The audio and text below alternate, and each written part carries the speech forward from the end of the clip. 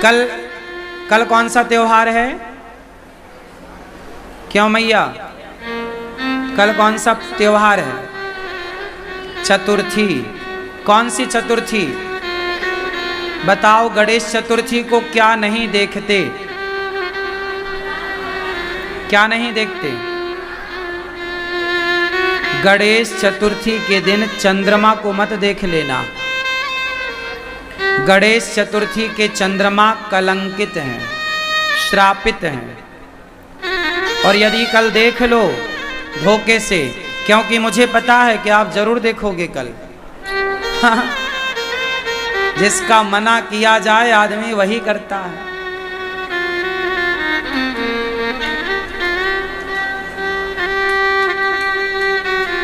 यदि आप धोखे से देख लें तो एक छोटा उपाय कर लीजिएगा। एक छोटा सा पत्थर उठाकर चांद की तरफ यूं फेंक दीजिएगा, तो वह पाप जो लगता है वह प्रायश्चित हो जाता है। या फिर चांद को, गणेश चतुर्थी के चंद्रमा को क्यों नहीं देखते, इसकी कथा है। कहो तो मैं सुना दूं 2 मिनट में।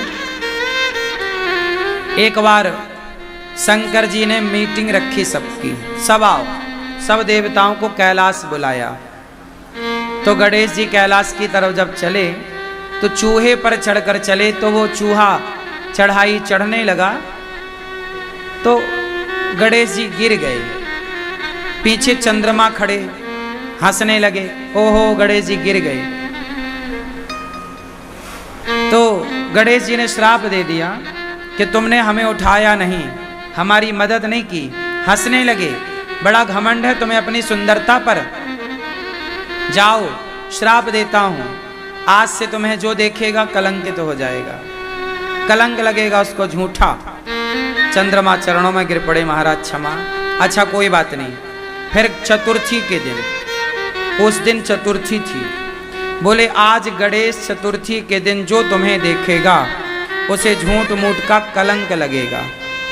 कई बार तुम्हारा परिवार तुम्हें झूठा कलंक लगाता है, झूठी चोरी लगती है, तुम्हारे चरित्र पर झूठा कलंक लगाता है, कुछ लोग लगा देते हैं।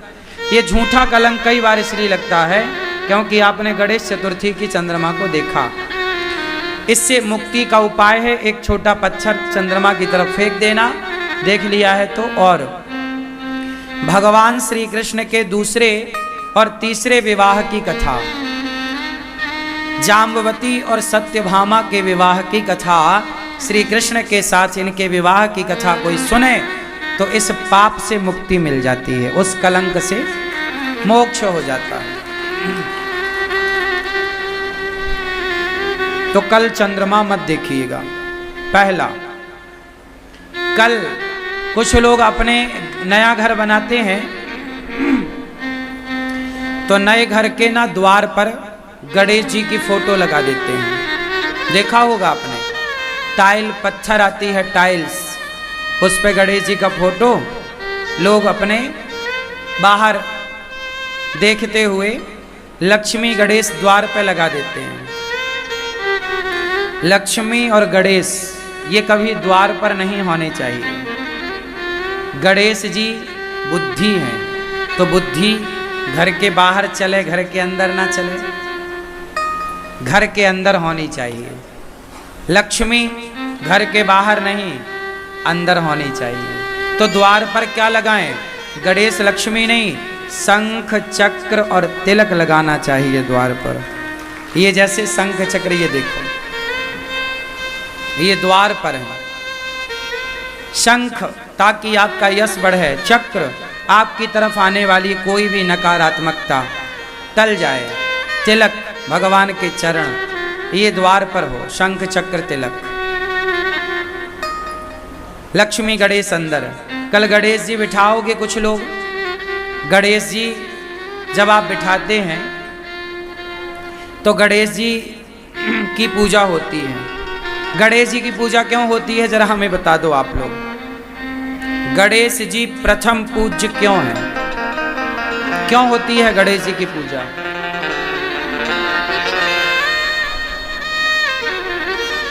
हाँ आप बताओ भैया। नहीं, कुछ नहीं बताओगे? कसम खा के आए हो, कुछ नहीं बताओगे? भैया बताओ, गणेश जी की पूजा क्यों होती है प्रथम? हाँ, आप बैठे बैठे।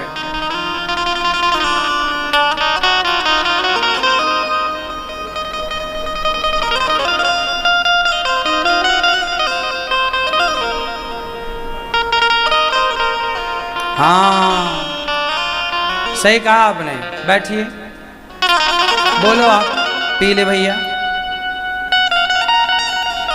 एक बार भगवान शंकर जी ने, माता पार्वती ने, सभी देवताओं ने कहा कि पृथ्वी की परिक्रमा जो सबसे पहले करेगा संपूर्ण, वह पहला बुद्धिमान कहलाएगा।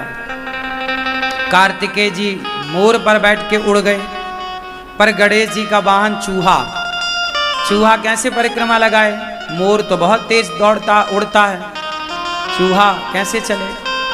तो गणेश जी ने अपने माता पिता की परिक्रमा लगाई, और जब परिक्रमा लगाई तो कार्तिकेय जी सब परिक्रमा लगा के आए और हंसने लगे कि देख, तू तो गया ही नहीं।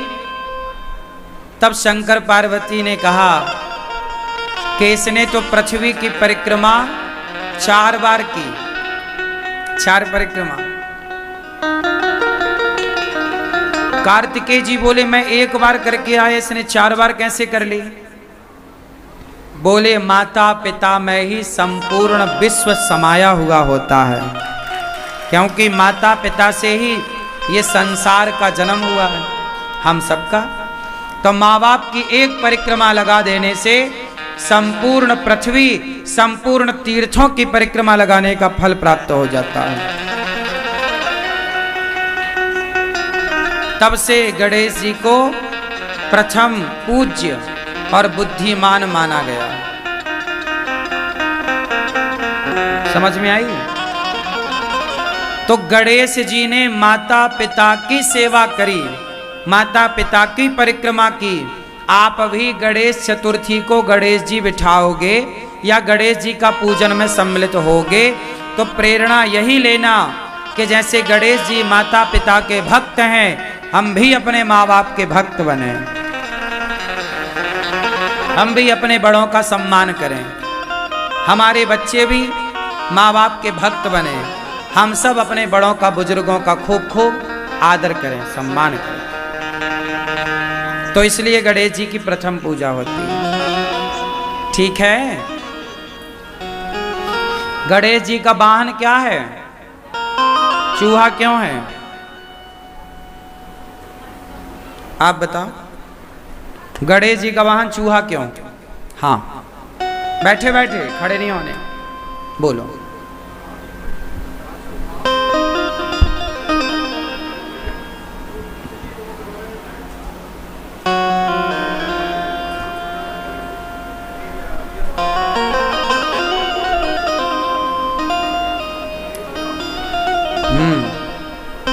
आप बताओ, चूहा पे क्यों बैठते हैं गणेश जी?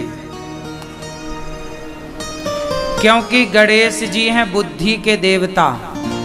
किसके? बुद्धि है ना। गणेश जी मतलब बुद्धि, गणेश मतलब बुद्धि। लोग कहते हैं भाई बड़ा बुद्धिमान है, तो गणेश जी मतलब बुद्धि। गणेश जी बुद्धि के प्रतीक हैं, देवता हैं। और चूहा कुतरता रहता है, चूहा तर्क का प्रतीक है। तर्क समझते हैं? तर्क कितने लोग जानते हैं? तर्क जो जानते हैं वो हाथ उठाएं, नहीं जानते तो मैं बताऊं, फिर वो भी बताऊं। तर्क समझते हो? जैसे छोटे छोटे बच्चे प्रश्न करते हैं, माँ भगवान होते हैं तो दिखते क्यों नहीं? ये तर्क है। भगवान है तो दिखते, ये तर्क है।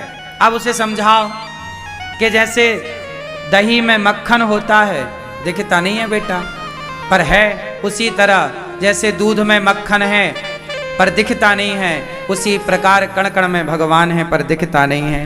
तो जैसे उसने एक तर्क किया तो तर्क को तर्क से ही काटा जा सकता है, तर्क को तर्क से ही काटा जा सकता है। उसी प्रकार गणेश जी बुद्धि के देवता हैं और चूहा तर्क का प्रतीक है, और बुद्धि हमेशा तर्क पर ही सवार होती है। जो विद्वान होगा वो तार्किक होगा, तर्क बहुत करेगा।